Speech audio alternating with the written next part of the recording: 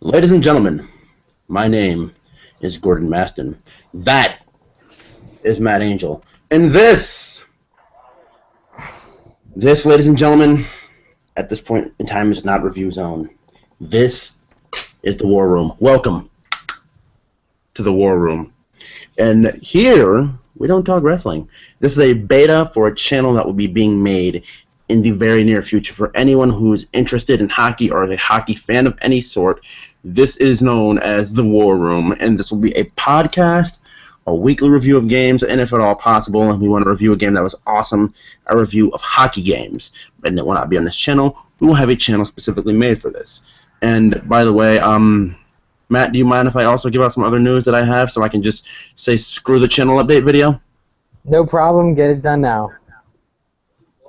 Alright, so for all of you who I told there would be a new gaming system in my life and new gaming on this channel, let me introduce you to my brand new TV, my brand new PS4, and I got a couple brand new games up there, but you will see what those are tomorrow when this gaming channel is kicked off and underway.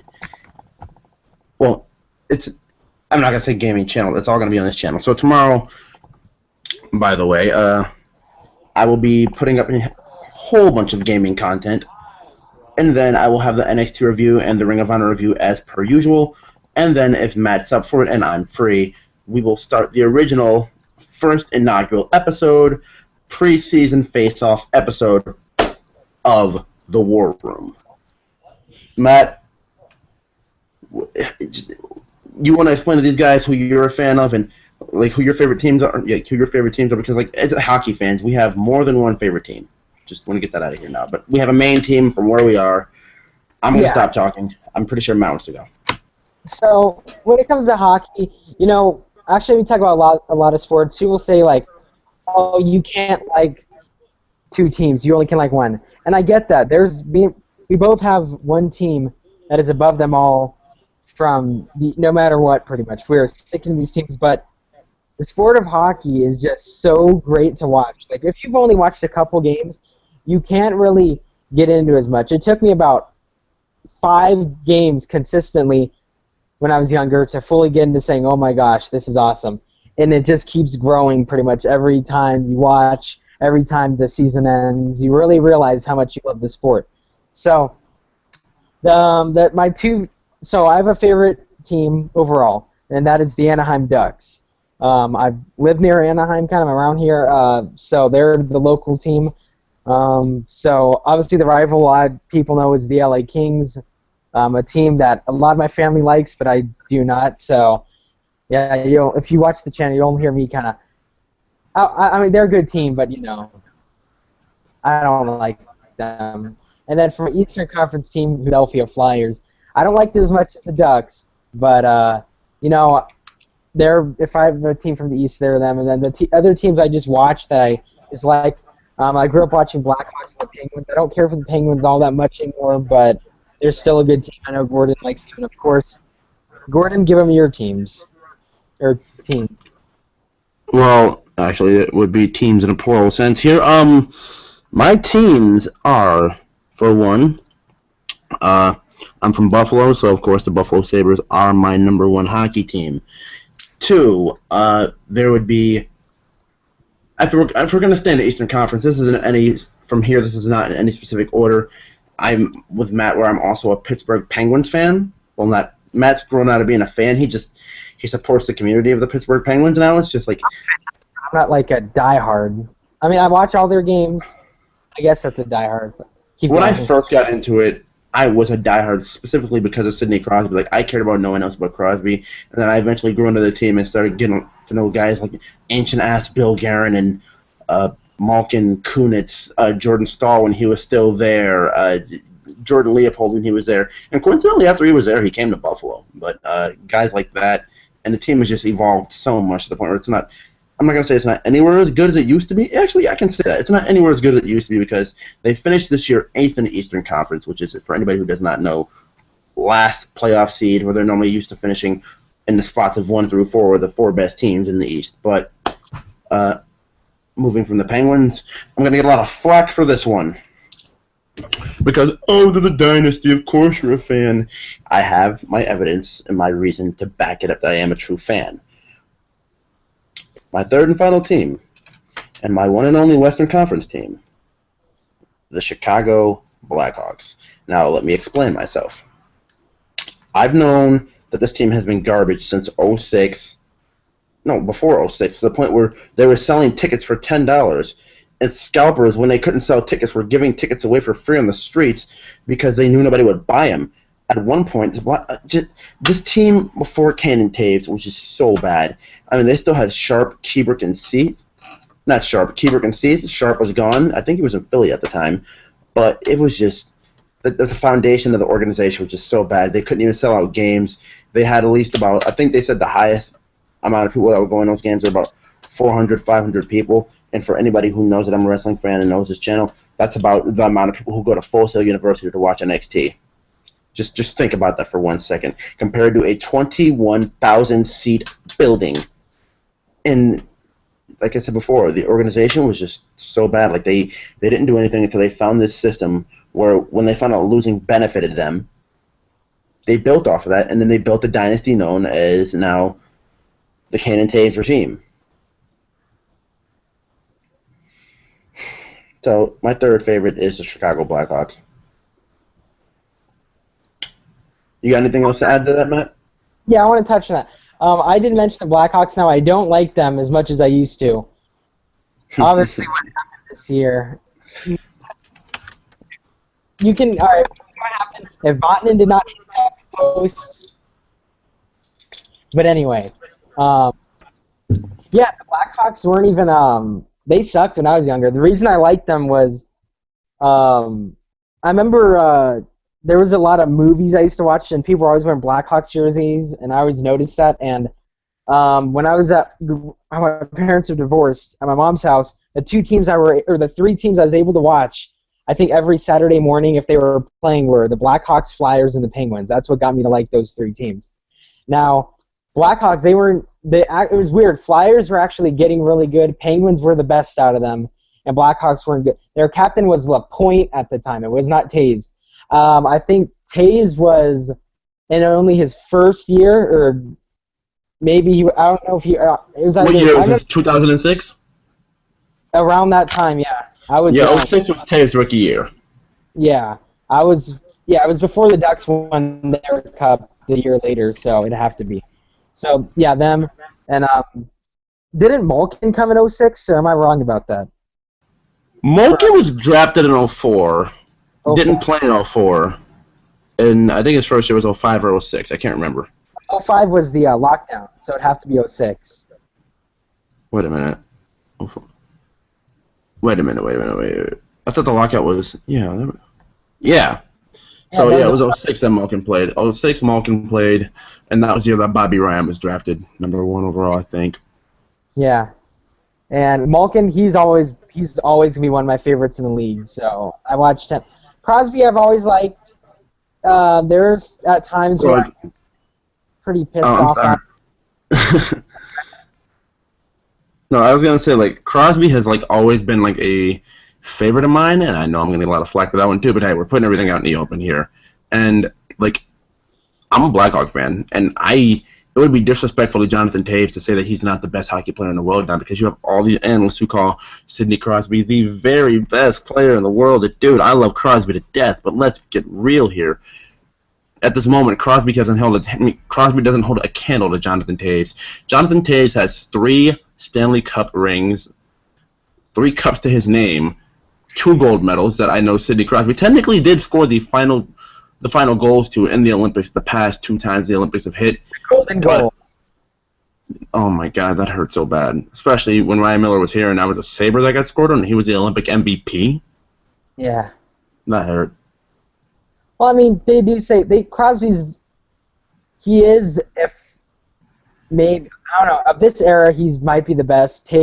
As a captain, though, it's got to be Taves, because, I mean, he's won the most cups, and he's more, like you say, when Taves says something, he gets it done. Crosby said at the beginning of this year, or season, that they want to be one of the best teams in the league, and they don't want to. They were kind of referencing the Kings a little bit, because They say we don't want to be like some of the teams who just like don't give it our all year and just and then late in the year decide we're going to win the cup. We want to have a good year throughout. And yeah, they had their games. I'm not saying they were bad, but they didn't make it far in the playoffs again, and that's something that Tays wouldn't really happen with him. Early years it might have, but I mean, after I say maybe their second Stanley Cup is when when Tays says something, so you better believe it. When it's Crosby, it's not always true. And see, Matt knows that specifically because when I speak about Jonathan Taves, I mention when it comes to that man being a captain in general, like, okay, say the Blackhawks lose 2 games in the playoffs, and I'll give you an example. Not St. Louis, Anaheim. I'm sorry that I have to do this to you, Matt, but Anaheim. It's all good. They go down 1-0 in game 1. Taves comes out and says, okay, that obviously wasn't us. We didn't play like we usually play. They came out there and walked all over us like we were an AHL team. Guarantee you that won't happen in Game 2. Game 2, they go out there, play 3 overtimes. The longest overtime game in Chicago. No, the longest game in Blackhawks history happened in that game. And then from there, from the longest game ever, they practically won it twice when Andrew Shaw is just a joy on the ice for me. I like that. If you want to say they won it twice, and Anaheim had it almost 3 times. Carey's post shot and Botman's too. No, when I say that, I mean the puck went in the net twice. Okay, all right, I'll give that to you. But still, that's soccer, though. That's not hockey. You can't go off the head. Well, see, no one ever knew that. Everybody thought it was over. I mean, like, we can get goals off of a hand. Like, a puck can bounce off a hand, and then a puck can bounce off a knee, and then a puck can bounce off a skate, and then... But if your head is in the direction of the puck, and then you know it's there, and you can't headbutt it in, that... I guess I understand, because you can't kick the puck in, because that's soccer. You can't. I guess headbutting qualifies, too. If he shoots and it goes off your head, and if you're under the crossbar, I guess, then maybe. Like, if you're knocked down... I don't want to say under the crossbar. Like, if you intentionally headbutt, and make a headbutting motion, if you're above the crossbar, I understand that. But if it hits you straight up in the head and goes in the net, that should be a goal. Because that's a good goal. Yeah. But they did that. They went to the United Center. And see, at that point in that series, both teams had been tied 1-1. And they've been tied, and the Blackhawks just broke the Ducks' undefeated streak in the playoffs at home. And the Ducks come into the United Center and do the same thing. And that's where Taves comes out in the next media session and says, okay, no one walks all over us like that in our own building. Guarantee we get back out there, and it's a fresh start tomorrow. Well, not tomorrow, the next game. I forgot how Game 4 went down, Matt. Oh, yeah, I remember now. I want to talk about it, please. Huh? I'll let you talk about overtime, but that's the one when, it was pretty back and forth in the third period. Hawks scored. Taves' goal, that one scared the shit out of me, and Anderson knew he got beat, because when Anderson, he was, stretched out and still, he's like, oh, shit, and Taves, and he knew that puck would go in the net. I thought it was Kane's goal. Oh, the spin around one, or what? No, I'm talking about, you said you moved into the third period, because I remember through 2 periods, it was 3-0 Blackhawks. Yeah. And then after 3-0, the Ducks come back with 3 straight goals, make it 3-3. Then they come back with another one, make it 4-3. I'm just sitting here like, what the fuck just happened? Oh, this is what happened. No, it was 2-1, and then Hawks made it 3-1, and then Kessler scored, and then I think Getzlaf scored. Harry. Yeah, and then I'm like, whoa. I'm just sitting here shocked, like, Crawford, what the fuck? Dude. Seconds, and it tied, or I think it tied second place for most goals in, under a minute. They had 3 goals in 54 seconds. Yeah. So that's second place. I think the most is 4 goals in, 50-something. 58 or something. If you want to go for 4 goals, they got 4 goals in 2 minutes, if you want to go for that, because it was another minute before they got the next one. Yeah. And that was actually, crazy. They came back, they made it 3-2. I think, it was 40 seconds after Seabrook's goal when they made it 3-1. Yeah, and it's crazy, too, because, I'm just sitting there, this is crazy. I talked to you in between intermissions, and I was on the bus on my way home, and I'm listening to the NHL app, and I'm listening to the Blackhawks radio station, and then it's like 3-1 Hawks. I'm like, all right, we got this wrapped up. 3-2, 3-3. I get off the bus. I turn the radio app off. I'm just disgusted. I walk in the house. I have my aunt turn on the game for me in the living room, and then I look at the score. My aunt's like, how long ago did you get off the bus? I'm like, about a minute ago. Why? It's 4-3 Anaheim. I'm like, wait, what? Jeez. And like I know you shouldn't live off of another man's words of what he has to say about his team because it can come out to backfire on you. Like look at guys like Crosby and Ovechkin. But like when Taves says they're gonna do something, they do it. And Patrick Kane ties the game up with another goal in the third period with like 4 minutes left, and there's like a bunch of play. And I think they each got like Chicago got a breakaway and Anderson stopped it. Anaheim got a 2-on-1 and a post. It was gosh, who got the breakaway? I think was it Sharp? No, it wasn't Saad. It was Sharp. It was Sharp, and he shot it, and Anderson it hit his pad, and he backed up, and it was going toward the net, and then he grabbed it like barely. Yeah, and then the Ducks got a 2-on-1. I think it was Kessler and Perry smacked the post. Yeah. So Blackhawks and the Ducks, they both got posts in the game. I remember in overtime. Yeah, and then we get through the first overtime. That was Huh? big. That was the big post from Hossa when it was. If you look how game 2 ended, when they shot, I think Keith shot it, and then it bounced off Anderson's glove, and then he just smacked it in. Hossa did that almost, but it hit the post instead. I think that was during that one. Oh yeah, it was. Yeah. So it was like, oh, they went nuts. That was crazy.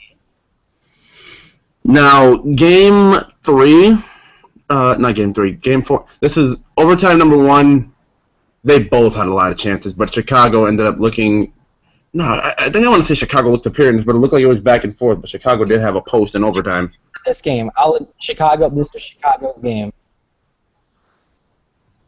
Second overtime, Doc Emrick with the epicness that is when he calls a dramatic play for the game winner. Patrick Sharp took a shot, it didn't go through, and then there was just a pile up at the net. But when Sharp took the shot and there was a pile up, he's like, Sharp, the shot, no! Like he thought it went in.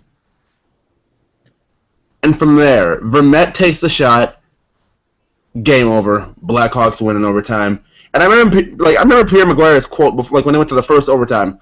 Doc, Edzo, he's like, hope you boys are ready for a long one. You know what happens if Chicago goes overtime? Yeah. Because every year, there's always some sort of very long, drawn-out, dramatic Blackhawks game in overtime. If there's at least one, but every year there's at least one, and they had 2 or 3 last year. They had at least 4 this year. I mean, god damn, dude, they want to make it dramatic and they want to win. My favorite overtime by them was the against Nashville. That one's good, but this is just me being a bit biased. Back in 2013. Game 5 against the Kings in overtime, and Kane and Taves came on a 2-on-1. Oh my God, that was perfect. That was so perfect. There wasn't even, when it was Game 5, in 2013, when they were on the verge of elimination and then they won in overtime. And I forgot who scored, but he used to be on the Kings and then he was on the Blackhawks. But he scored the overtime goal. Wait, you're talking about when the Blackhawks eliminated the Kings? No, well, that one, and then last year, in 2014, my bad, when, because Game 1, Blackhawks won, and then Games 2, 3, and 4, Kings won. So it's Game 5 back on United Center, and it goes to Oh my God, are you talking about the Hanzus goal? Hanzus, that's it, yeah. That was sick. He said that, I know these guys are immediately they're just extremely tired. But Hanzus is in a crowd of players. He dekes and slides between everyone, and then slides the puck right under Quick's pads, and he goes down and he couldn't even find the puck. He looks in the back of the net, just god damn it. And it's the Hawks are back in it, and then they go to LA, steal a game, and then they're back at the United Center for Game 7. Yeah, and that one I like Kane's goal. I think in Game 6 there was 4 minutes left, and he was dodging everybody, and then he finally takes a shot, and when Kane's gonna when Kane's gonna score pretty much. Yeah, I see. This is the other thing. Like when it comes to the Blackhawks and taking their shots, and I don't mean to keep this relatedly entirely Blackhawks for this entire time, but the accomplishments have to be noted. But it just comes down to when they get ready to take a shot or something like that. I feel like in some of these games they try and be too fancy. It's just they're trying to get the perfect shot. It's not working out, and they just continue to aim at it and name it. I'm like, guys, at some point you just got to start firing at the net. I mean, you can't do this. You're already down 2-0. Yeah. Another thing that startles me is they're the 15th or 16th best power play in the league, and they're full of stars. Yeah. But you know what? Those are just some minor things. Yeah. Or who's going to have the best power play they're saying this year is the Penguins. Now that they got Kessel, Crosby, they have... Penguins are... I'm happy Kessel's on the team because he's one of those players that I've always liked, so... Him on the... Which makes it... Well, if we're talking about big seasons, big off seasons, look no further than my Buffalo Sabres. They're up there. There's a couple teams that I think had the Up there, dude. I'm sorry. I hate to be a homer. I really do. But we won not the postseason. We won that. NHL, even they said on their website, Ducks and the Capitals had it. Who's the Capitals at again? Justin Williams, the Mr. Game 7? Exactly. That's exactly who they need going in because they always... Game 7 is the one that always gets them. Justin Williams is the guy you want. You have a problem with Game 7? Justin Williams is the guy. They got TJ Oshie. He's gonna be probably good on the Caps. And who they trade for? Brouwer, I think. Yeah. And Carl Hagelin. That's a big one. Chris Stewart, who he's really good. He just sucked this season. And No. Stewart didn't suck this season. He was just on the Sabres, and the problem was there. We weren't trying to win, but he was actually doing too good, and that actually helped us out because it was easier to trade him. Yeah, so Stewart's going to be big. Horikoff, a lot of people are hyped for him. I have to wait and see because he's pretty old now. Oh, wait, hold on, Matt. I have to pee real quick. You mind keep on going here? Yeah, I'll keep going. All right. Attack the Sabres when we get back. Okay. So, Bieksa, that was an advancement over Boscheman. I miss Boscheman, but, and probably nobody knows what I'm talking about right now on this wrestling channel, but it's all good. Who else we got? Dobbin goal. They say he's going to be good, but he didn't have the best season. Gordon knows more about him than I do. Who else we had? Bolesky's gone to the Bruins. That's the one that pissed a lot of people off. But he wanted $5 million, I think, and it's that's as much as Kessler's making. Bolesky is not on the Kessler level, so that's one thing. Who else had a good offseason? Well, of course, we're going to come back and talk about that one. Stars getting Oduya. I think they got Sharp, and and then they got Niemi, which wouldn't be too psyched about, but wow. Sorry, I'm just watching the game in the back, and yeah, it's not good.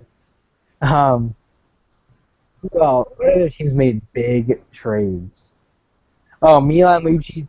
I'll talk about that one. I gotta talk about this stuff with Gordon once we get into the trades. Let's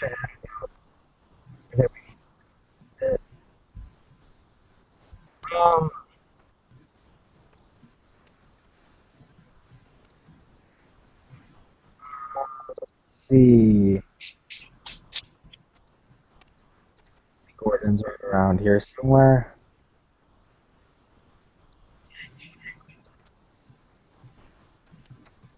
I'll say this now. I hope the Flyers have a good year this year. They got the new coach, and they're doing pretty well toward the end of the season. But, that's a trade. Never mind. Wait for Gordon. That's the one.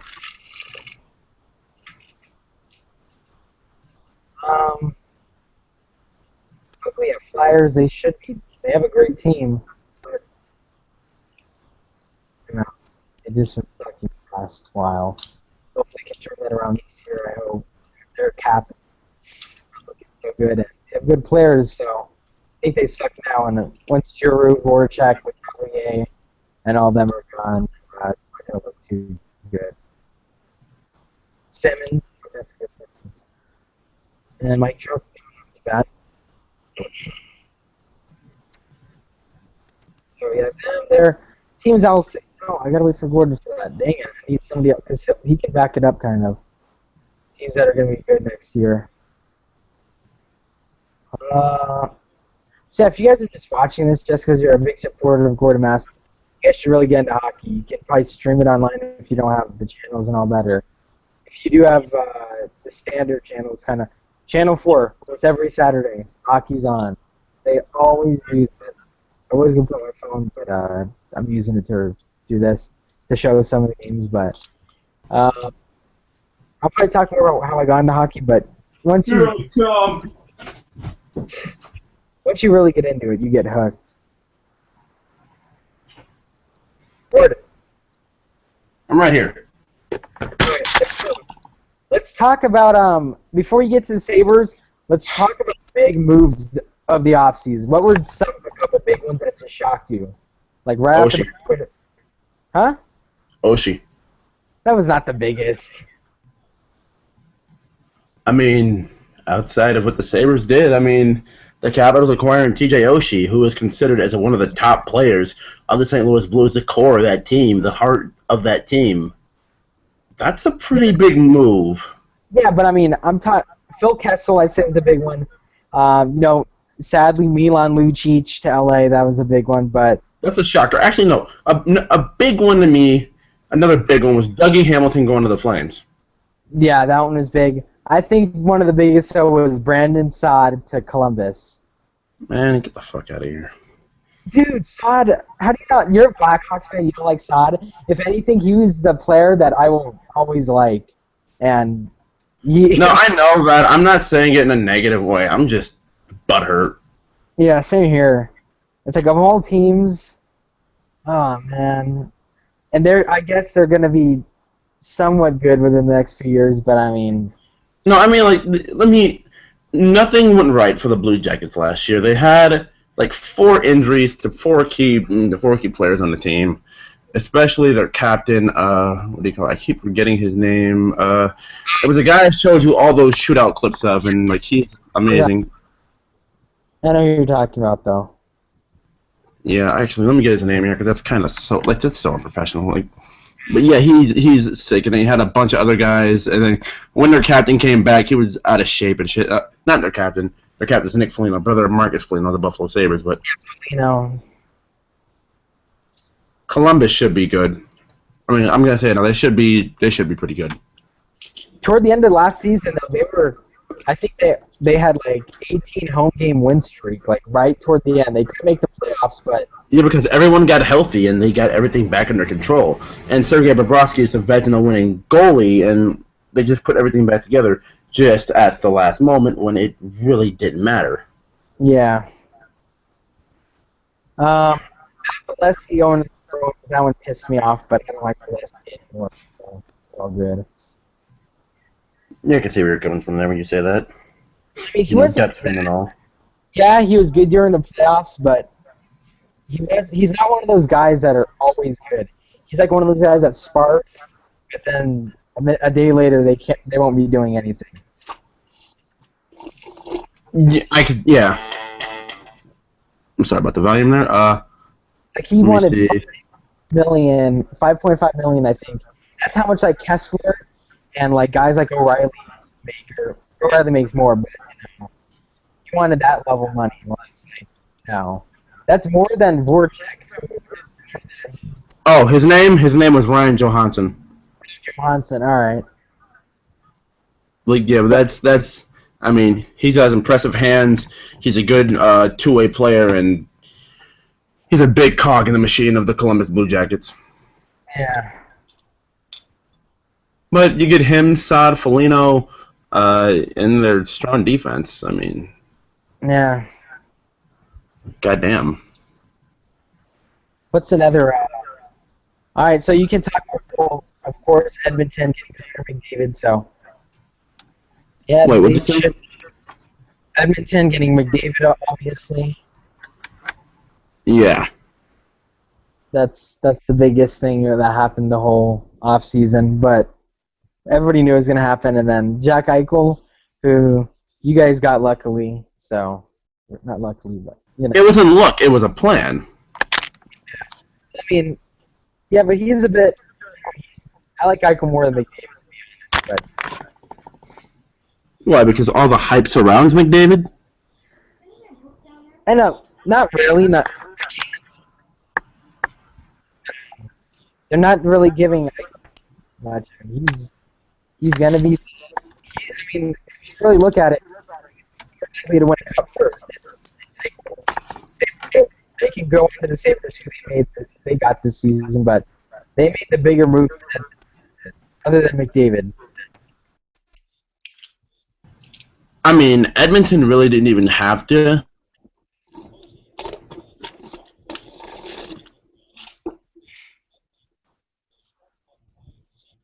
Gordon.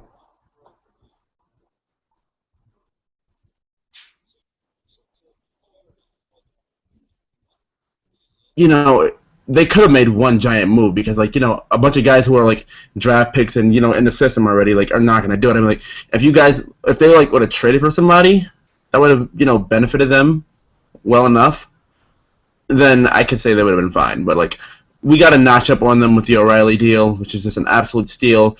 And people keep forgetting that Zach Bogosian and Ryan O'Reilly, Zach Bogosian and Evander Kane are also here.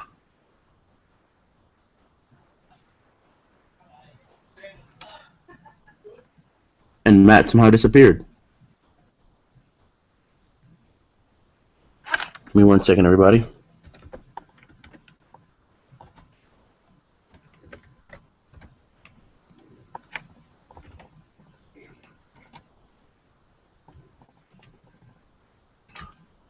Had to re-add him back to this.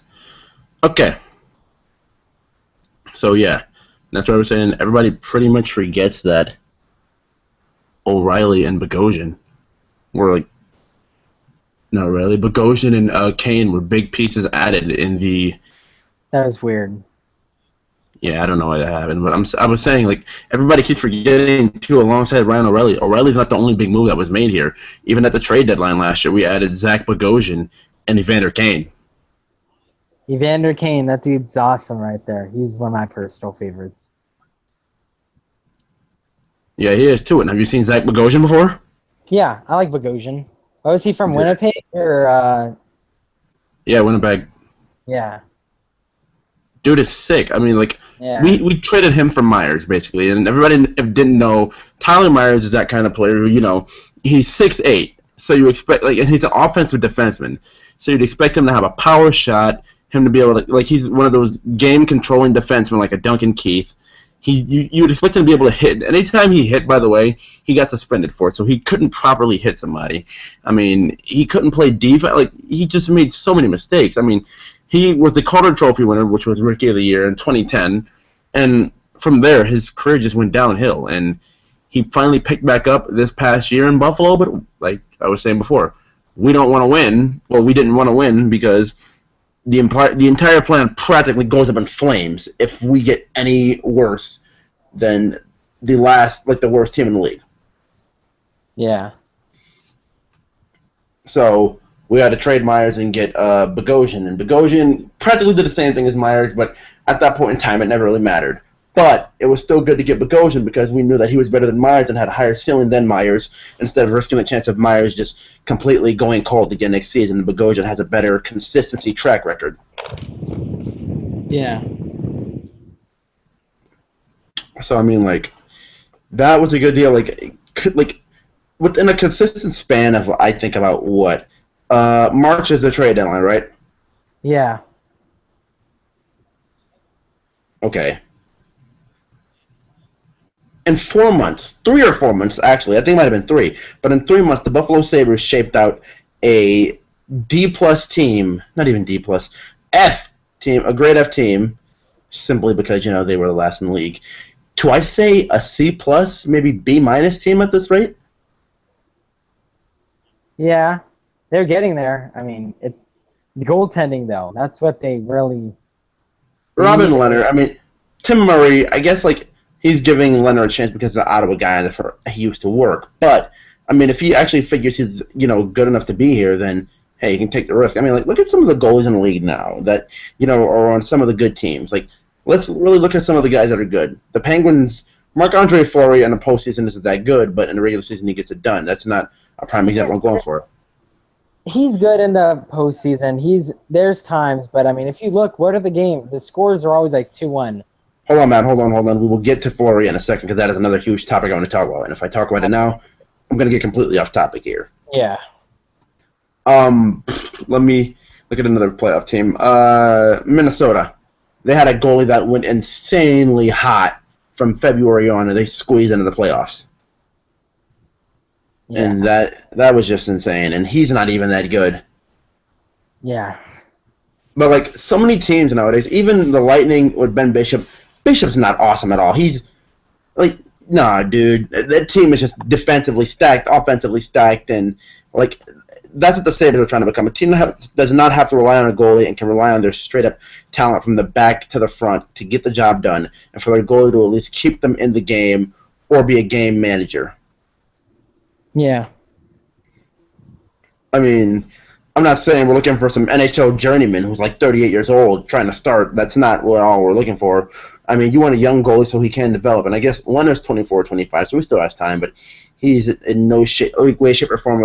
Because of what Tim Murray's been doing here, I honestly thought we would go out and try and grab somebody who's young, and that would be a steal because they're still under a rookie contract, like a John Gibson, because the Anaheim Ducks, as Matt would know, are in a situation where they're in the best of a great situation where they have Leonard and where they have Anderson and Gibson, Frederik Anderson and John Gibson. Now you figure you'd want to go after John Gibson. Why? Because he's younger and because it seems that he has a higher ceiling than Frederik Anderson. Yeah. Now, I mean, and you figure if you give them, say, a Matt Moulson, who technically, if you want to call him that, it maybe is a veteran. Let me even look it up. I think Matt Moulson's late 20s, mid 20s, or somewhere around there. But he would fit perfectly into the scheme of what the Ducks are trying to do. Just let me Google this. Scott Darling's up there. They should have went after him. Yeah, but the Blackhawks wouldn't give him away because they already gave away Antti Raanta. Yeah. Did you hear Raanta, though? He hated being on that team, though. I guess nobody liked him, really. Or just the GM. Or Joe Quenneville. How old is Matt Moulson? Matt Moulson is 31 years old. Okay, so Moulson is 31. Moulson's 31. The point I was going with that is that would fit right into the Ducks scheme of what they're trying to do. He's an older guy who can help out the younger guys. I mean, in NHL, 31 is middle-aged. I mean, once you reach 35, 36, you're considered old. So Moulson is still a very productive player. It wouldn't really kill the Sabres to lose him, but he's one of those pieces that can help still, and Moulson can still produce 30-goal seasons, which is the killer, awesome part about Moulson. Yeah. I mean, Moulson made his living on the side of playing with John Tavares and Kyle Okposo. Oh, yeah, and who's the other guy? Michael Grabner, yeah. But point being, the Sabres are building the young foundation. I'm honestly looking forward to it.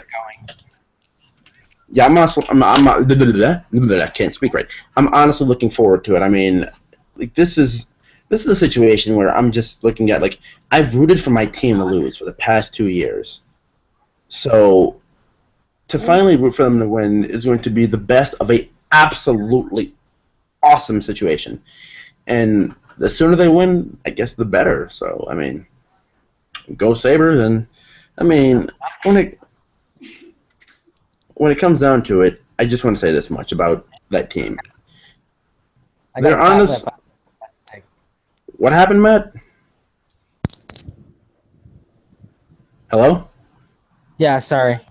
One sec, Gordon. You might want to mute yourself because I can still hear you, kinda. We're talking about talk about hockey. Right, one sec. Okay. So when it comes down to like everything about what the Sabres have done, I guess I can give you guys a quick little recap of the past 2 years. So our old GM Darcy Regier, who was completely an idiot and everyone couldn't stand, who wanted to chase him out of town with pitchforks and torches. He practically finally said something good for once in his life. We're going to destroy the foundation from the bottom up. Prepare from suffering. Well, from the top up. Prepare for suffering. And no, the Sabres. That's what we were doing 2 years ago. It was a 3-year plan. They said we were told prepare for suffering. We prepared for suffering, and we went through it. And we realized Darcy Regier wasn't getting the job done, and he was not going to rebuild his team correctly. So we fired Darcy Regier and hired Tim Murray. And hiring Tim Murray was probably the most brilliant idea that the Buffalo Sabres have ever had, because Tim Murray has done nothing but help this team succeed in a situation where they need to. I guess you can't say like Darcy Regier's out of touch because he still makes trades in this league that he figures are best. He has made some decent trades for the Sabres. I guess I can say the Matt Moulson trade was decent. Did he? No, Murray made the Ryan Miller trade. But like there were some trades that he made that were decent. But like what we most remember Darcy Regier for is bullshit. The reason that we lost Briere because of Darcy Regier. The reason we lost Drury because of Darcy Regier. Those were our two foundational players who we couldn't decide which one we wanted to make captain, so we just made it on the road. This guy's a captain at home, this guy's captain. And we lost them both in the same day to the Rangers and the Flyers, which is just sickening to me. But once Murray came around, I'm sorry, dude, it really was. It's a little funny, but... And then from there, the organization just started going downhill from there. We missed the playoffs the very next year without those two. Then after missing the playoffs, that's when Maxim Afinogenov decided he had enough and realized where this team was going. So he left, and he went to play in Russia. And then we lost all our top defense. We lost Pyatt to the Bruins. I think it was the Bruins. Yeah, I think we lost Daniel Pyatt to the Bruins. He was actually a good defenseman here. What's his face? Dumont. I think J.P. Dumont went to the Penguins for a little while. And just like as the years went on, the next 2 years went on, pieces just kept on falling apart. And then like that's where this is, you look at a guy like Thomas Vanek in the league, who like in 2010 was looked at as like a star in the league, but like guys like Thomas Vanek, this is how good these teams were. Guys like Thomas Vanek were third liners and fourth liners sometimes, and barely even getting into games.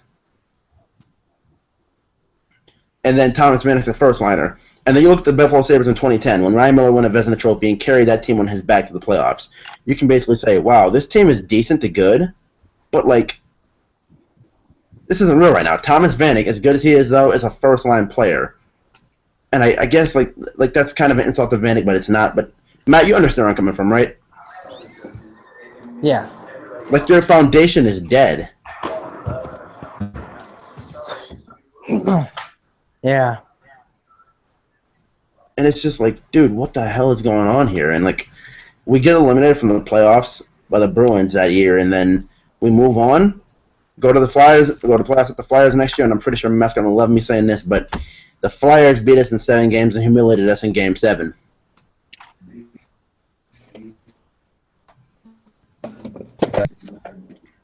You heard me, Matt? Yeah. And from there, I mean, like, the Flyers the year after that stopped us from going to the playoffs. They beat us, and again, we could have got a playoff spot the next year, and it was just downhill from there. And I mean, like... So much. Huh? No wonder you hate the Flyers so much. Dude, there's some passion and hate behind them. Yeah, that's like me with the Red Wings. Every time... Just throughout history for me, though, they've always been one of those teams that just stand in our fucking way all the time. And we're a better team than them, other than, like, you know, Pavel Datsyuk. He's one of the best in the league, but, you know, there's times, especially a couple years ago, we had their asses in the playoffs, but we just could not get it done. 2013, for example. Yeah, that was. When can I talk about the Ducks for a little bit or no? Oh yeah, you can. Like, dude, I just sat here and spent 5 minutes talking about my past history. I mean, like, just let me finish this part up, all right? All right, go ahead. Take your time. All right. From there, actually, where did we decide we were gonna go from there? Oh yeah, that's when the whole misery thing started, and we went through the first season, and we drafted Sam Reinhart. And actually, no, we went through the next season with Ron Ralston, and we tried to win again. We failed at that, but that's what I realized. If we would have tanked in the middle of the season, like we were last place at one point, and then we went 8-4 in April and moved up to the 8th spot in the draft. And that year, we could have gotten Nathan McKinnon. But we screwed up. No, that wasn't the year we could have got McKinnon. The year after that, we could have got, what's his face? Yeah, that was the year we could have got McKinnon. But we screwed up there. There was the year we drafted Mikhail Grigorenko, and then we drafted Sam Reinhart, and then we drafted Jack Eichel, and here we stand now on the precipice of winning again. Yeah. And that's basically where I stand right now. Real quick though, before I talk about the Ducks more, you know, this is one of the craziest things going on. Patrick Kane. Maybe he is innocent. He probably is. But they You want to go? said You want to go over this for some people who don't know what's going on right now? Yeah, you go through real quick, and I'll tell them my opinion. You give them your opinion. Okay, so I was going to be invited to a party a couple weeks ago, right? And this is a Stanley Cup celebration party that Patrick Kane was holding at his house, out here in Buffalo. But it's not like another city; it's just like another little town out here. It's not even like really far out at all. Like it's just like 2 buses away from me. It's Hamburg, New York, and his house is like out surrounded in like a forest. Like it's not like a real like forest. It's just like it's a giant house surrounded around a bunch of trees, so no one like thinks, oh, who lives there? Like that's Pat's idea. I'm entirely behind it, but he was supposed to have a party there, but apparently he raped a girl. That's the story. And I'm like, why would Patrick Kane rape a girl? And he's been with his same girlfriend for 3 years. And he's so little. He doesn't look like someone that raped somebody. And that's another thing. Patrick Kane doesn't go to girls. Girls go to Patrick Kane. Exactly. Like, what the hell is this all about? Does someone not get invited to the Stanley Cup party and, try and lie on Patrick Kane? So you would get to look at that Stanley Cup? Like in person? Yes. Holy shit. Like all the ones out here, they're private usually. Like Kopitar had the one out here with Matthew Perry from Friends. And they had a big thing, and it was like a private party, and it's like all those celebrities. See, this is the thing. It was private to exclusive people. Like, people who knew people could invite people. All right. Like, say, like, I knew somebody who's able to invite, like, 12 friends. Like, the person who knew me was able to invite 12 friends, and I was, like, friend number 8 on that list of 12. Man, that's pretty cool. Yeah, and there are going to be a bunch of hot girls there, too. I mean, just saying. But go on. Yeah. And the Stanley Cup, though. That's more important than anything in life. Yeah, I don't think he did it, though. They say they have proof, though. He goes to, I think next week is when he goes in, and they say they have proof, but I don't know. And they're saying, though, there's rumors going around that they might trade him.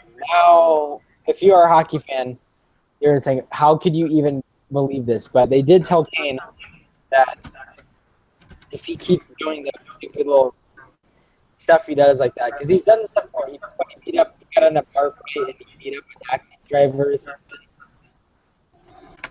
I'm gotcha. So they said, hey, you do this again, and don't even think you're gonna be on the team. So there's rumors going around that they might just trade him. I don't know. That's a little crazy, but I mean, The teams that I heard were Buffalo and Boston. So if Buffalo gets them, they most likely will make the playoffs next year. Probably get to the second round with Kane. And then the next year they'll probably get to the conference final, and then the following year maybe make it. I don't see any way they can lose with Patrick Kane, Evander Kane, what do you call him, Ryan O'Reilly. I don't see any way that. Yeah, exactly. Eichel as well. I don't see any way the Sabres are losing in this situation. I just can't find a scenario where they can be worse off than anybody unless goaltending completely just fails them. Yeah, that's the only problem. So, yeah, if Buffalo, that's a guy they need. That is the one little, other than a goalie, that is what, oh man, that would put them fully up. Because yeah, they're with the trades they made, they said the NHL with their 30 for 30 things they do. They said they're getting to the point where they're almost a playoff team. In the next 2 years, they will definitely be in the playoffs. But now they got Kane. They definitely be a playoff team. I mean, he's young, somewhat, but he has 3 Stanley Cups, so he's the guy you need. So, Exactly. And Chicago still has Taves. They have Crawford who does this stuff. Darling, if that dude, he's going to be one of the best within a few years if he can play like how he played during the first round and he was doing good. And then you still got Keith and Seabrook. Because if you look, Blackhawks aren't going to fall apart with Kane. They still have Taves there. Kane and Taves are players that they can be on one of the best teams alone. Matt, you're missing a piece of this story, though. What? Here's a giant piece of this story. Kane and, what do you call it? Patrick Kane has to confirm where he wants to go first. He has that no trade clause where it's like, pick your 5 teams and we'll send you. Huh? Yeah, he has to say okay. He has to waive it. He has to waive it, yes, but this is my thing. He has to choose, what do you call it? He has to tell them where he would like to go and then waive it. So, the ideal situation would be for Kane to go where? Come home to Buffalo and win a cup here. If Stan Bowman and the Chicago Blackhawks are trying to give Kane the boot out of Chicago. Which honestly, in my honest opinion, is stupid. I know he's had a couple of bar incidents. I know he's had the taxi incident here. But you've got to be kidding me if you're trying to get rid of Patrick Kane. What can you get for equal or greater value to Patrick Kane in this league? You can get, some amazing playmaker. But Patrick Kane is a generational talent that you get once a lifetime. Yeah. If he gets traded, this is going to be the biggest trade in a long-ass time. It's going to be one of the big ones. People remember when Kane got traded, if it happens. It would be big. I'm not gonna doubt you there. But, I mean, Patrick Kane has to confirm a trade first. He has to go, who would you like to be, can we look to no trade clause? Who are you trading me to? And I mean, I want Kane here, but I don't want to give up something I was going to, we give up. I don't want any bullshit deal. Give us a straight-up deal. Patrick Kane for, and see, they're so pressed against the cap. They couldn't give up they couldn't take anybody that has big money on this team, so. Yeah. They're screwed. They can't give up Patrick Kane. They can't get anything. They can't. Dude. No. Eichel's untouchable. Right? I'm sorry, Patrick Kane, but why would we get see, that's hard too because Patrick Kane is 20. Patrick Kane's 27. Jack Eichel is 18. You got 10 more years with Kane, and then 15 more with Eichel? Yeah, but who's more likely to win a cup next, Kane or Eichel? It's Kane. He has that experience. He's a young guy, but he's considered a veteran pretty much, and 28. Yes, that is so true, but you're going to build your foundation around Jack Eichel. I'm sorry, man. Patrick Kane, yes, hell yes, but you're going to stay younger. Because if Blackhawks, if they did get Eichel, Blackhawks would be set for the next decade pretty much because teams would want to be the Blackhawks, they'd be one of the best teams in still going forward because once Taves, Keith, and Seabrook guys are gone, there's guys that are going to be big, but you can't really repeat what the Blackhawks are doing. But honestly, Matt, do you honestly think Tim Murray, who's a huge proponent of I trust my future, I believe in my future, is going to give up on Jack Eichel? They have a couple other guys. No. Jack Eichel is the entire reason that this rebuild happened. Yeah. Like, if you give away your entire reason for a guy who, and let's look at this. Let's look at this too. Patrick Kane is in the prime of his career. How long until his play decreases? Another 3 years? 4 years? 4. 4 years, and then Eichel has an entire career ahead of him. The Blackhawks win that trade, hands down. Yeah. That's what I'm saying. The youth of the organization is what's at risk here, and I mean, you can't just go Eichel. I mean, the best we can honestly do here is, I'll give you Patrick Kane. No, you give me Patrick Kane. I'll give you Matt Moulson. And see, that's not even fair too, because Matt Moulson's 31 and Patrick Kane is 27. Yeah, it's tough, but it'd be tough. I want to see a big trade because I mean, in my lifetime, there hasn't been like a mega trade that I was like fully, like capable of really understanding. Like in 07 when the Ducks won the Cup, like Pronger and Niedermeyer, I was not in the state of mind that I was like, let's say now. Like those trades were the biggest for Anaheim pretty much. Some people say Solani, but Solani was a rookie then, so it's different. Well, when the Ducks before got those veterans in there, who they say they got, it was all luck getting them. But I mean, this would be the big trade pretty much. Like where I'm at the age where I fully understand trades. I'm not trying to overhype it, like I'm not saying it's like as big as like a Gretzky trade, but it's still pretty damn big. Kane he's one of the best in the league. He's part of the best team. So him getting traded would be pretty much crazy.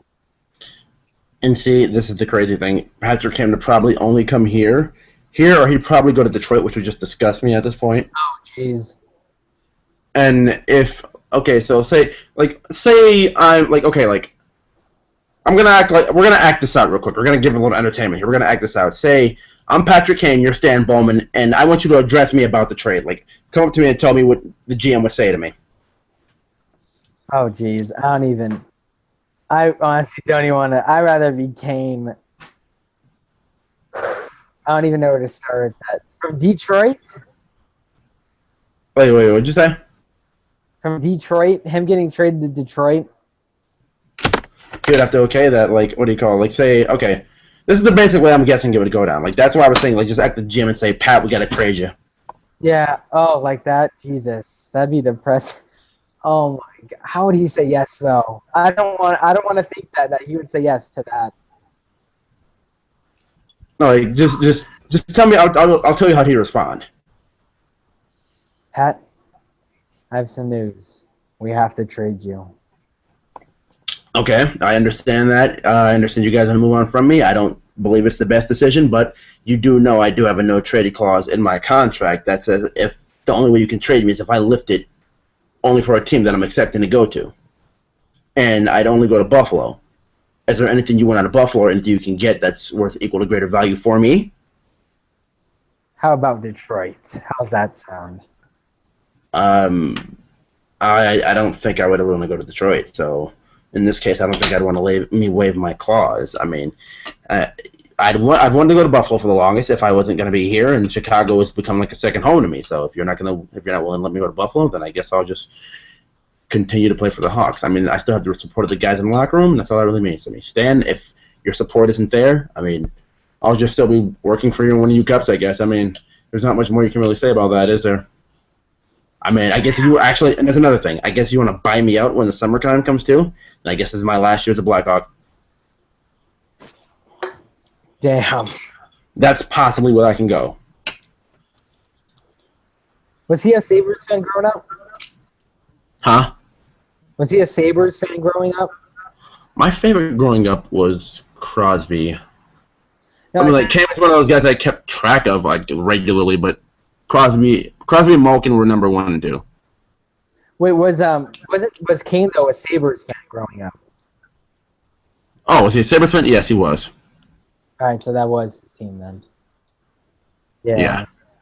All right, so I'll talk about the Ducks now, or what? Yeah, go ahead.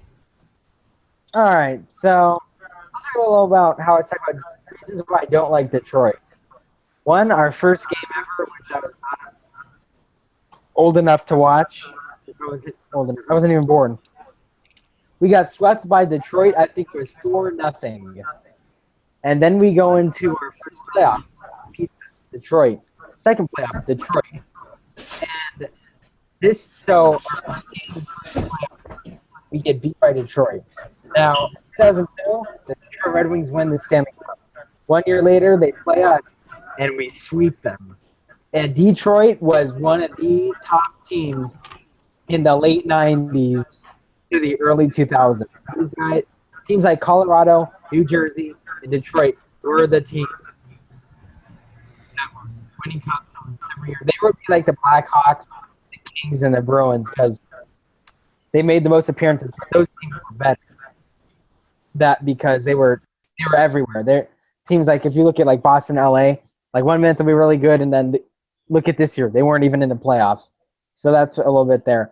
And we're a team that's young. We have our best player is Paul Kariya, and we had a good team, but we didn't think we had it in us really to beat them, and we swept them, and we almost made it. We made it to the final. We almost had him beat, but Paul Kariya feared Stevens. I forgot his from the Jersey Devils because I mean Paul Kariya is he's like a Patrick Kane type guy. He's a little dude, just runs up and down the ice, scores a million goals. While the other guy would just physical beats. And finally, Kariya he gets smacked and almost kills. Kariya almost dies. It seemed like, and then he comes out and scores. And it's like, you know what? We could play these guys. And by the time he figured that out, the series was over. It was Game 7 going in. They tried, but New Jersey was just that team pretty much. So it's always been a big team that kept us down.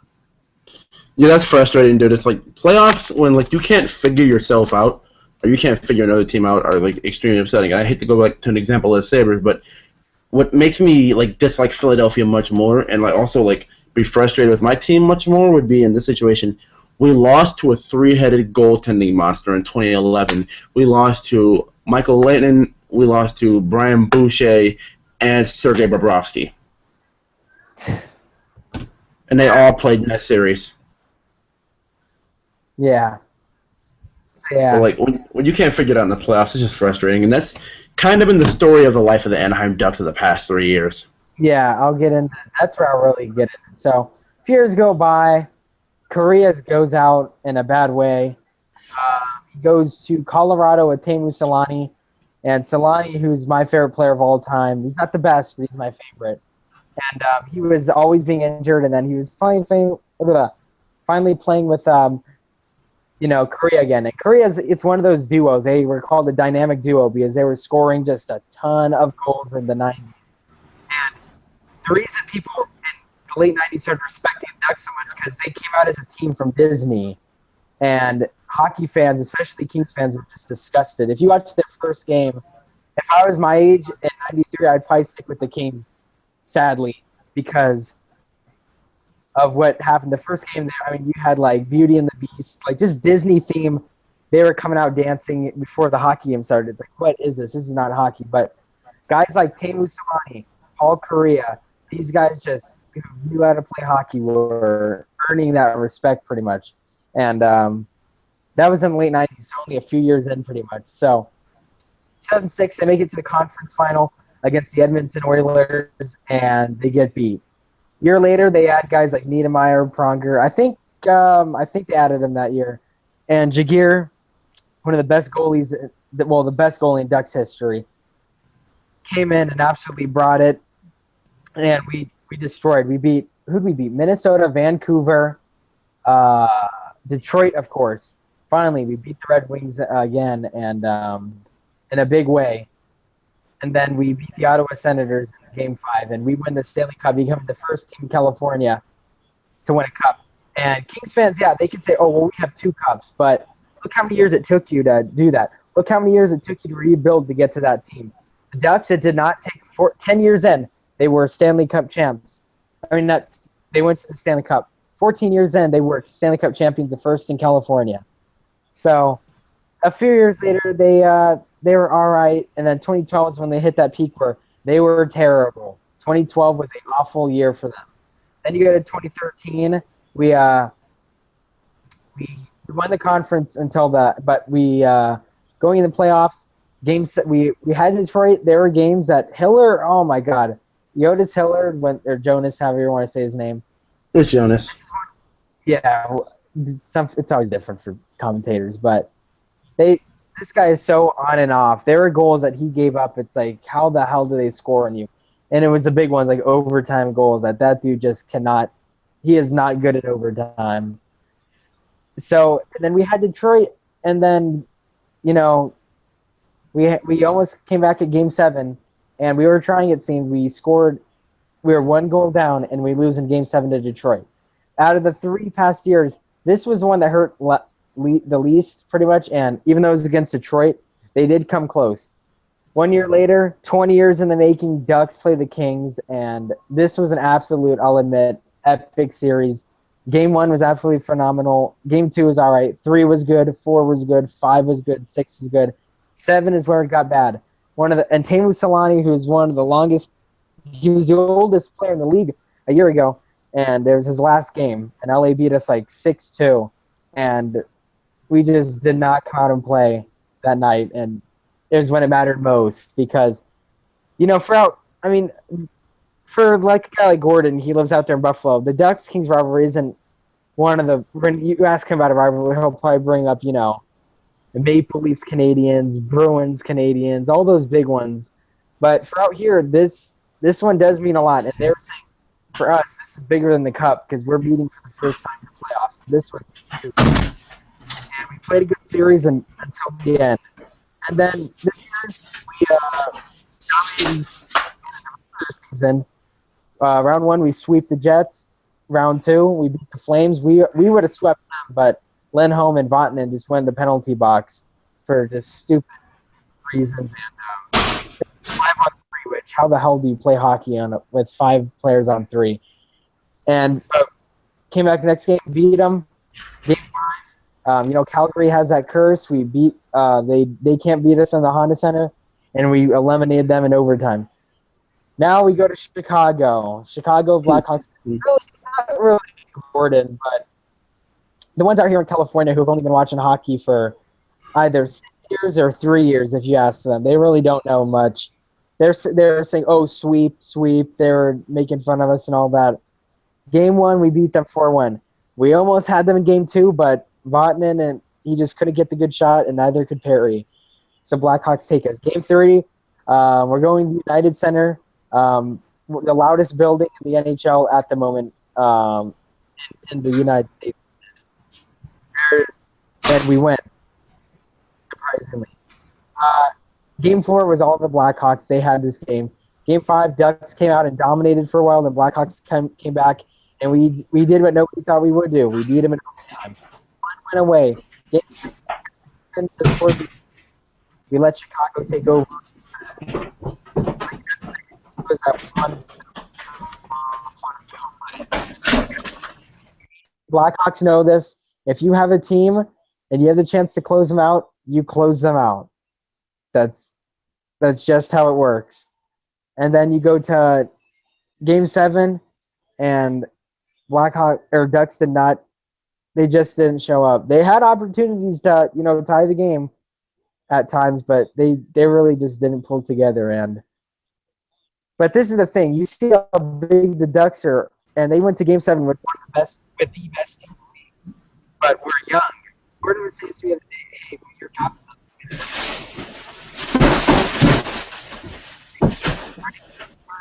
Corey Perry and Rankin."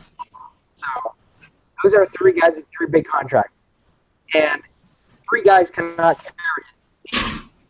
We have players are pretty much young. Yeah, BX says an older defenseman. We don't know how that's going to work, and a couple veterans we threw in there. This work off, but you can Sammy Vatanen, Hampus Lindholm, John Gibson, Freddie Anderson, Cam Fowler, Simon Dupre, Ricard Raquel, and we got a lot of good prospects coming up. So the Ducks are in.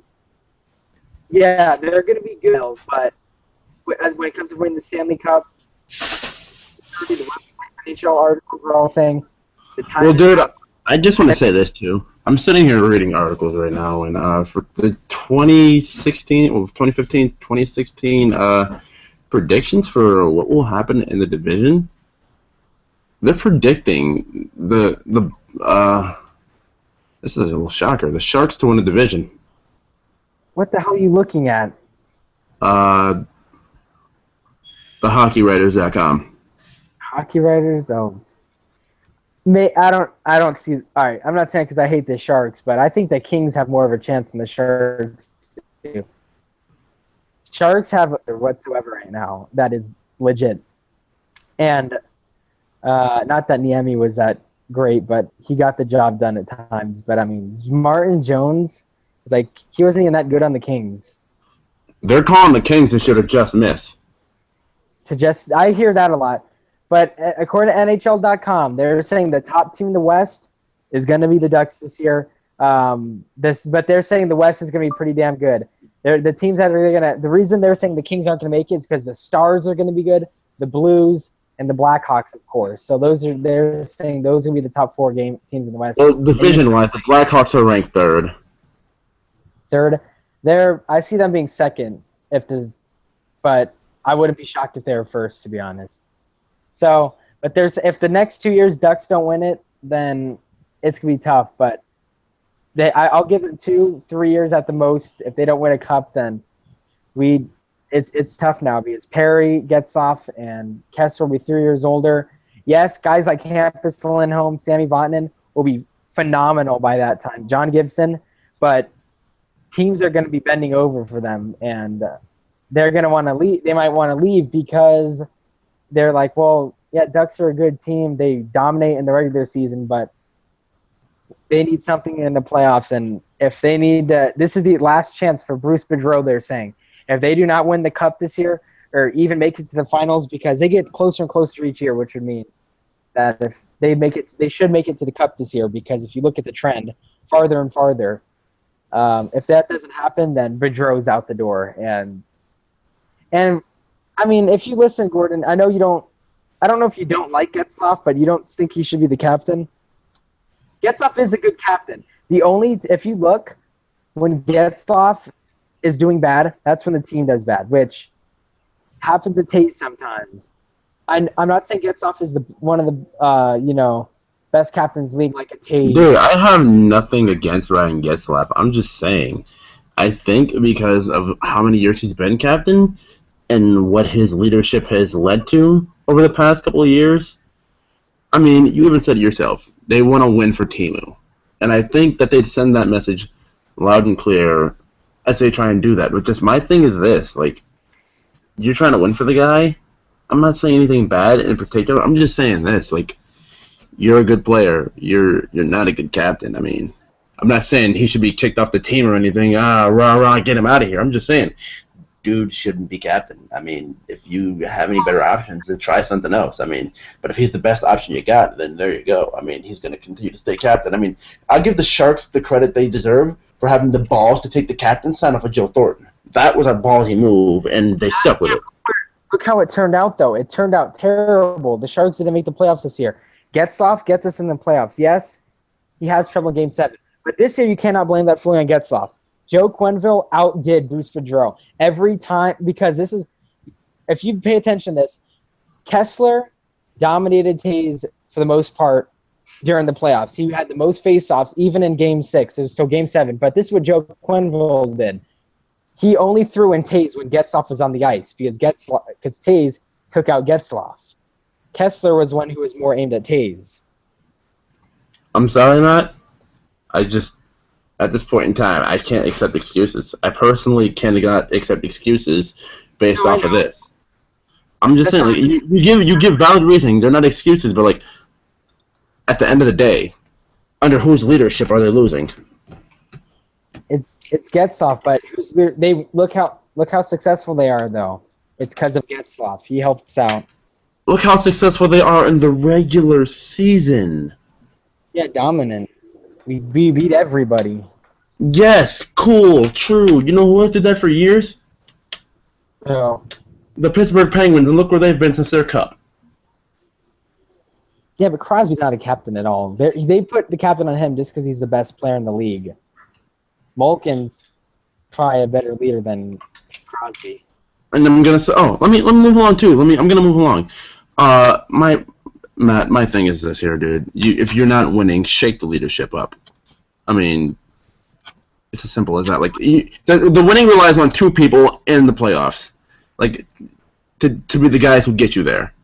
Your leader, and then your coach. Bruce Boudreau, I've always thought, has been an exceptionally great coach. Just he hasn't been able to get past the second round of the playoffs, and he finally did it, and then his team cracked. I mean, this is what I was saying when I said no excuses, because like the Ducks just continue to be the best team in the league every year, and they get these Stanley Cup expectations. And I think the Ducks have reached a point that the Penguins have reached where people are sick of them being talked about to death in the regular season. Like, oh, the Ducks are so dominant this. Oh, no one can stop the Ducks that. Like, everyone at this point is just sick of it.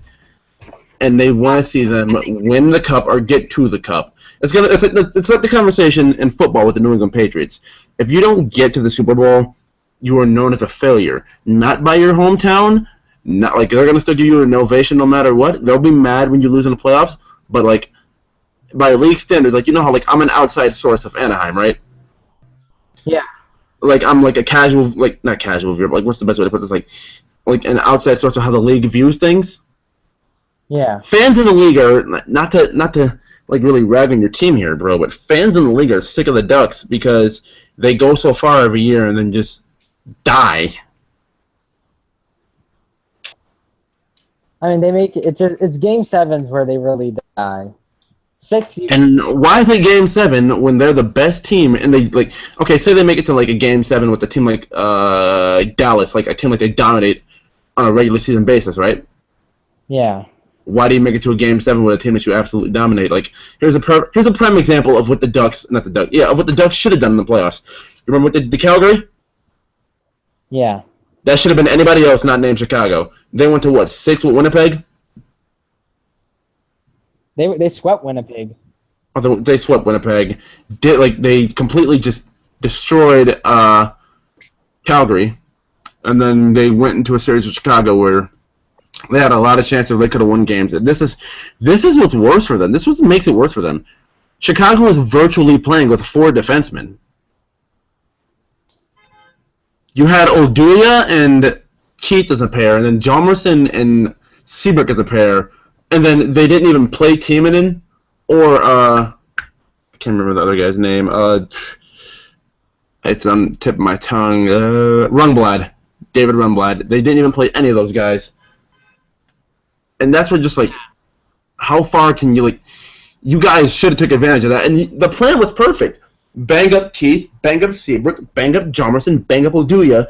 They'll slow down, and we can take advantage. And it worked in Game 1, and then from there, it didn't work. Because no matter how hard you guys hit, no matter everything you did, it didn't work. And everyone was talking about how Frederik Andersen was mentally stronger than Corey Crawford, where Andersen cracked like an egg. I mean, everything lines up for the Ducks every year. The stars align every year, and then they're just falling stars. I'll have to admit, but it's not like they get beat immediately. They're showing. Matt, let me give you an example here. 2013, the Blackhawks started out 24-0 and won the Cup, right? Yeah. And they did what everyone expected them to do. Like, they were a Cup favorite because of how they started out. And you know who was supposed to meet the Blackhawks in the Western Conference Finals that year? Who? The Anaheim Ducks. Remember how they started out? Yeah, they were one of the top teams. They were 18-0. Yeah. And then they ran into Detroit in the playoffs in the first round, where everybody expected Detroit to lose because they were the 8th seed that year. And Detroit beat them in Game 7.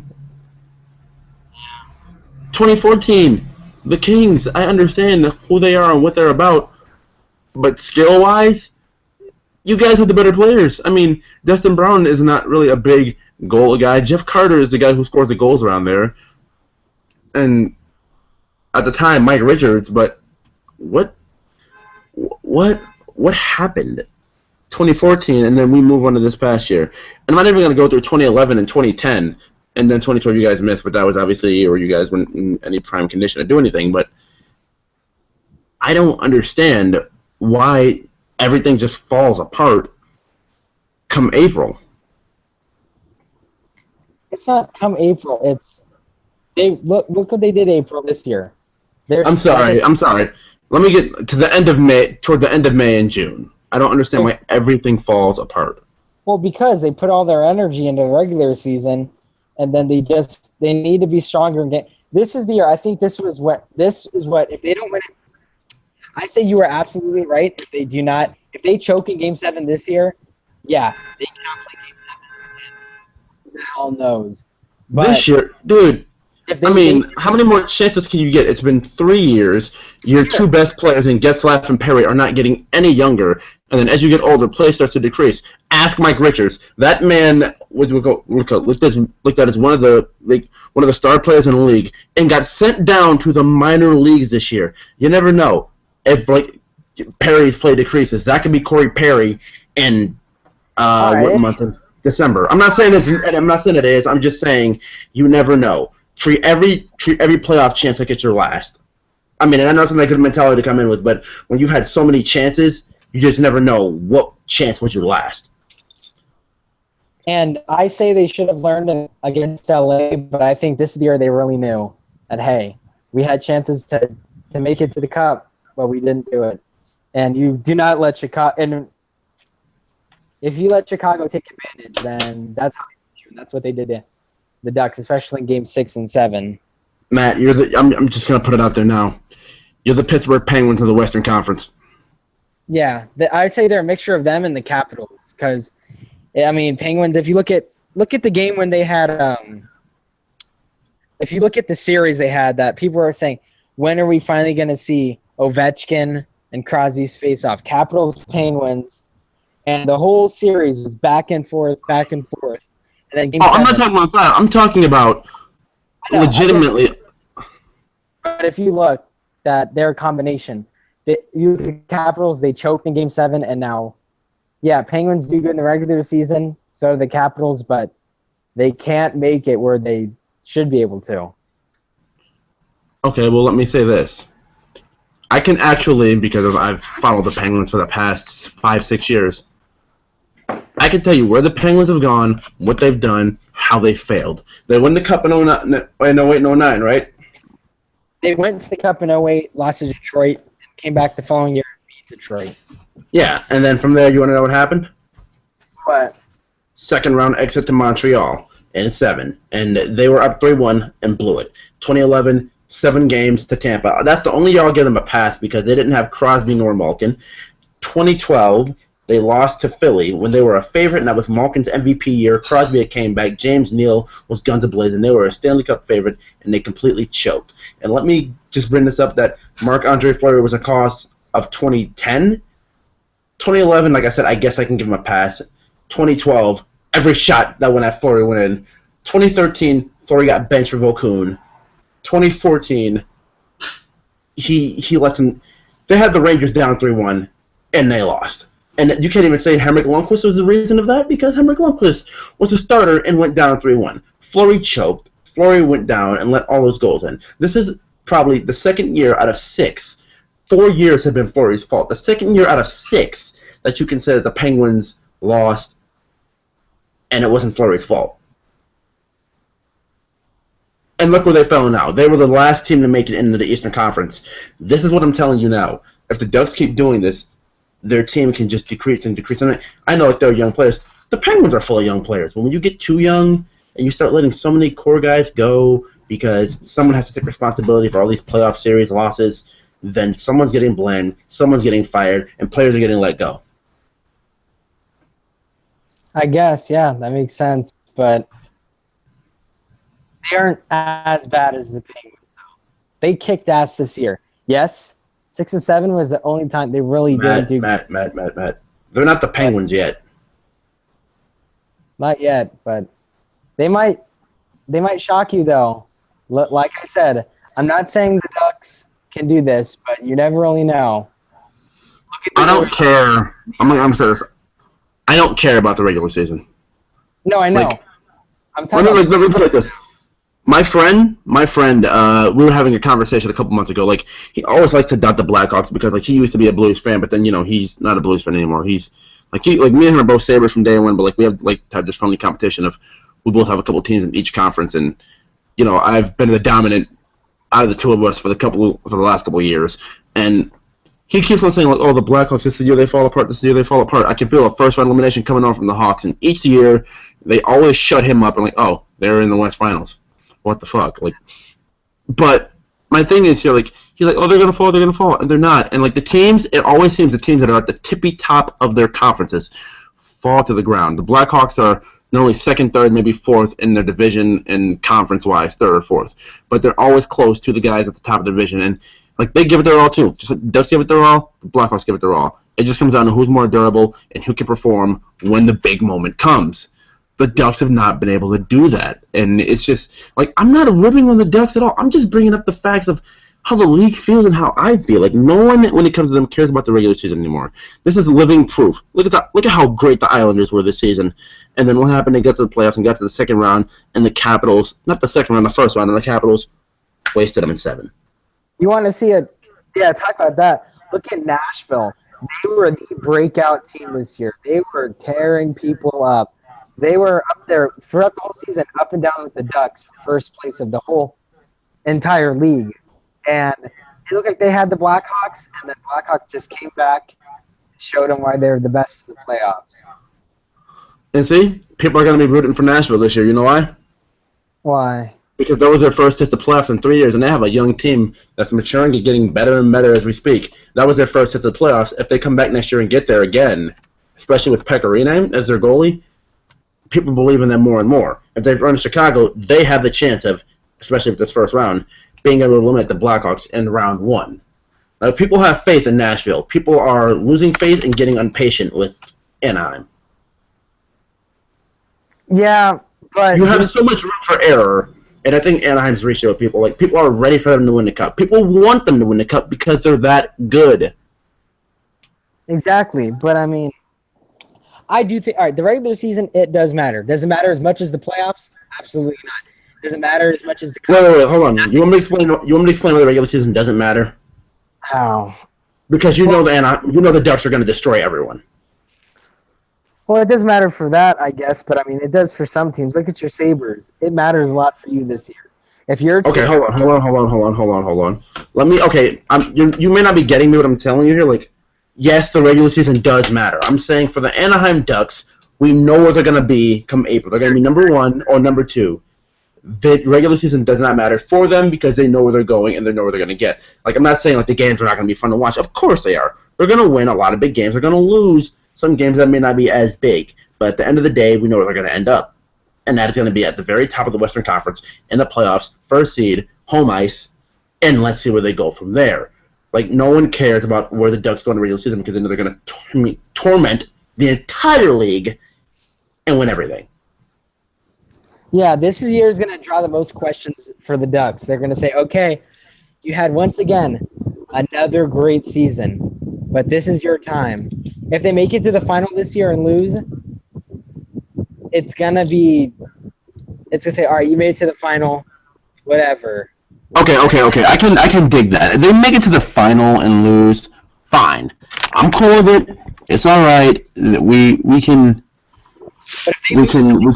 be satisfied with that. They lose in the finals, yes, but if they get dominated in the finals, there may be a problem there.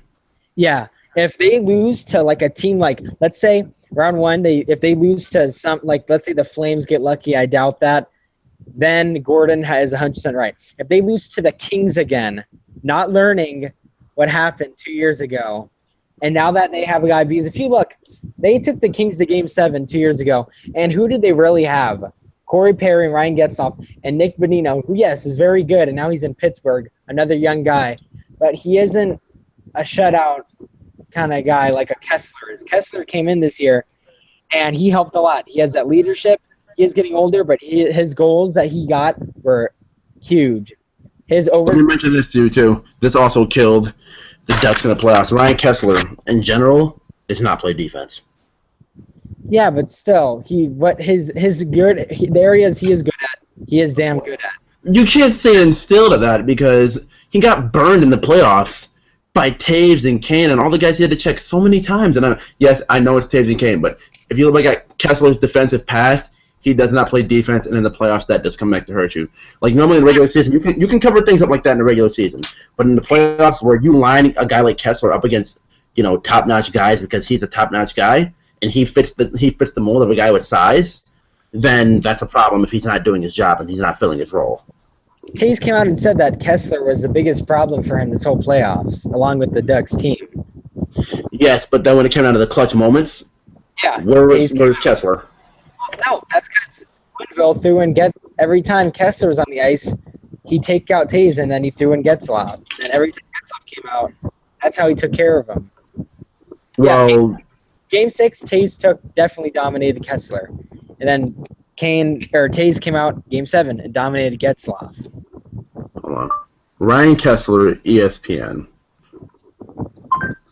I'm just checking something out real quick. I want to see his plus minus throughout his entire career because this will detail to me where he's been. Well, not where he's been, like what he's done throughout Vancouver and Anaheim. And I'm pretty sure in Anaheim those numbers are going to be pretty impressive because he plays with the freaking Ducks. He put up so many goals per game. It's just insane. Yeah, Kessler's helped out, especially with big goals. When we were down when we first played the Kings this year. How they were playing, it looked like we were going to lose. But Kessler came out and saved the day and won the game for us. The last game they played the Kings, he came out and he won the goal in overtime seconds in. Same thing with the Sharks, a team that, oh my God, they kicked our asses this season. We better goddamn change that. When they play, I'm really excited to see their game against the Sharks, the opener. They better win, but Kessler, he helped us. He eliminated Winnipeg pretty much in Game 4 when we needed to shut them down. Kessler and Silverberg dominated in the Winnipeg series. All right. Oh, wow. Good or bad? This year, Kessler was on -5. Minus? Yes. Career? Oh, it's that. Wait a minute. When he's on the ice, 3 goals per game are scored when he's on the ice. Like when he's on the ice for 20 minutes or more.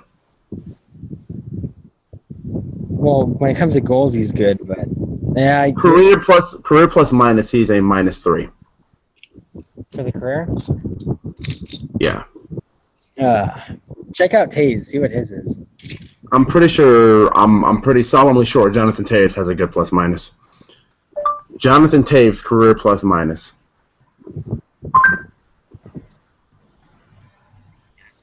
Next off statistic hockey references. One of those is mine. Jonathan, oh my Jesus Christ! What? Jonathan Taves is a career plus 30. Damn. Yeah, dude. Yeah. Kessler holds no candle to Taves. Check out Crosby. Right, we're just going through plus minuses here. Actually, yeah, Crosby's a pretty good defensive player. Yeah, Sidney Crosby career plus minus. I want to compare him to Taves. Oh, yeah, this is a good comparison. Oh wow, he's nowhere on the defensive level Taves is. What was it? Plus minus for what? +5. Oh, wait, let me go back to Taves. No, because I just seen this other thing that was like career in this season. Let me go back to Taves. Jonathan Taves career plus minus. How long has this been going on? Huh? How long has this been going on? I don't even know, man. This is pretty fun. I might have to get going soon, though. All right, NHL career 171 plus for Jonathan Taves. And for Crosby, what was it? 129. See, I mean, Taves beats Crosby. Yes, and Kessler just isn't. Yeah. Second line guy. It's not like he's not one of the best in the league, but he's a good guy to have backup. He almost went to Chicago, like you said. So Yes, but like we've had defensive we have guys that are not that good defensive on the ice, and we've made up for it. I mean Patrick Sharp is not the best defensive guy, and we make up for that just with our amazing defensemen. I mean, think about that. Who would you rather have? Even though Brad Richards on the Red Wings now, who would you rather have, Kessler or Richards? Oh, no doubt Kessler. I mean, Richards sucked too. I mean, Richards sucked defensively too, but Kessler because he put more goals in than Richards did this year. Richards put in 12. Kessler put in 27. Yeah. Which also reminds me, Brad Richards' career plus minus. And he's on Detroit, and he's in Detroit now. Yeah, that's their problem now. This year he was a +3. Career he's a -71. I didn't. You heard me? Oh, what? Career he's a -71. Oh, man. Yeah, like guys like this is what I'm talking about. Like the Ducks, you guys need that one big defenseman. You guys need that game-managing defenseman to play with. We need that and a proven left winger. Now, all right, Stewart and Hagelin, they might prove themselves. Hopefully, Stewart for the first line, but that's what we need, and we need a big defenseman. Yes, Bieksa is good, but he isn't as good as he was in 2011. Same with Kessler. Those guys are absolutely awesome. How old is Bieksa now? Oh, God, he's got to be like 30. 29, 30. Dude. He's good. Dude, you're A-okay. Trust me, you are fine. That is going to be an amazing addition. 30 or not. I'm going to explain this right now. You know how old Nicholas Hjalmarsson is? How old? He's like 29, 30 now. Do you know how old Johnny Oduya is when he was playing on the Blackhawks his last year? Jeez, what, like 35? Oh, Oduya's like 33, 32, 33. All right. So. And he still played nearly 30 minutes a game, and overtime games like 35 minutes a game. Yeah, I mean, Vx is good. He's bet. I hate to say it, but he is better than Boscheman. I gotta miss Boscheman because he was out of. He's a defensive defenseman. Like he fits right into the Ducks game. He's a defensive defenseman who does nothing but crunch bones and keep the puck out of your zone. I mean, he's a perfect addition. I love him. I love him. Believe me, I'm excited, but he isn't the best in the league. He is damn good. He's not a Duncan Keith. If we're putting this in the bunch of defensive defensemen, he's one of the best. Like overall defenseman, no, he's no Keith. He's no Hedman. He's nothing compared to them. But Weber, even sadly, I know you hate Weber, but you know. I don't hate Shea Weber. I thought you hated. You told me one day you hated Weber. No, I hate Mike Weber, who plays on the Sabres. Oh, Mike Weber. All right. Yeah, I can't stand him. Like, that's when I just can't. Nah, dude. But, Do you want to wrap this up now, I guess? I mean, we've reached our point. Our big discussion point here was, like... Hockey. Our big discussion point here was, I guess, the Ducks, because it's just that me, alongside a bunch of other people in the league, are just sick of the Ducks dominating the regular season to go nowhere. Like, it's become pointless. It's kind of, it's a little bit of a waste of time. And in wrestling terms, let me put it like this. You want to know how it feels right now? Like what? I'm going to put it like this. A young guy who gets built up, like a Wyatt or Rusev, and gets fed to Cena. What was the point of it even happening if that was the eventual payoff? Yeah, it's almost like if they came out that, hey, guess what, the hockey was scripted, it's like, oh, no wonder. How's that even? And Freddie Anderson, he was playing damn good, and then once Game 5 came around. Like I said, Freddie Anderson cracks like an egg. Yeah, but look at his second year. His first year as a starter. It's pretty good. I honestly think Gibson's a better idea. Well, of course. He's young, and he's going to be one of the best, and he's probably going to... If he went to Buffalo, I wouldn't be disappointed, or, of course, like Philadelphia, but, I don't know. It's tough. Anderson's doing just fine, and if it doesn't happen this year, Anderson's probably going to go to, fucking Colorado or some shit like that. All right, well, Matt, this has been our pilot episode of no, not our pilot. This isn't our pilot. This is a beta. This is a beta of. Pretty fucking long one, but I had a ton of fun. This is a beta episode of the War Room. I mean, I'll have the channel ready by. I'll probably start channel building it tomorrow because, like I said, I'm out of school. I have nothing to do. I mean, I have a lot to do tomorrow. For those of you who have watched this and have seen this the entire way and are a regular viewing subscriber, if you don't remember me showing you this from the start, fuck, hold on. I'm losing stuff that's falling off this table. Oh, wait, real quick. You really wouldn't have time to make the channel tomorrow. Huh? You wouldn't have time to make the channel tomorrow. It would have to be like Thursday. Look, that's tomorrow. Hold on, let me just show these people this. The TV, PS4, and everything are right over here in the view zone. And So you have huh?